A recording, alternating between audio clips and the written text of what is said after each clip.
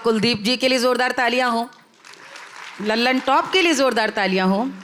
आपने जो ये सवाल, मैं भी सोच ही रही थी जब मेरा इंट्रोडक्शन दिया जा रहा था कि आगे कुछ के पहले जब बीए में गोल्ड मेडल और उसमें गोल्ड मेडल, तो मुझे लगा कि मैं 60 बरस की नहीं, वाकई 20 बरस की हो गई हूँ जब 40 साल पुराना इतिहास दोहरा रहे हैं। ये मुझे लगता है हिस्ट्री, इतिहास और संगीत का मेलजोल ही है कि मैं लोक कलाकार हूँ।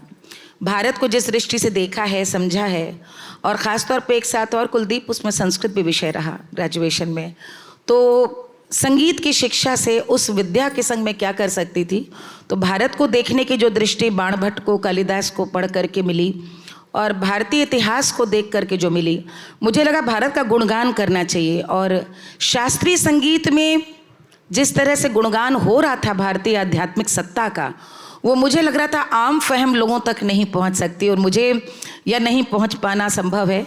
मैं आम व्यक्ति तक भारत की बात ले जाना चाहती थी। मुझे लगा कि लोक संगीत से सशक्त वो माध्यम हो ही नहीं सकता कि मैं अपने गांव की, अपने घर की, अपने तीज त्यौहार की, अपने रिश्तों की, अपने नाते रिश्तेदार और लोकाचार की बातें पहुंचाएं। और इसीलिए यही कारण ही है कि मैं जो बनी वो उस पढ़ाई के कारण बनी।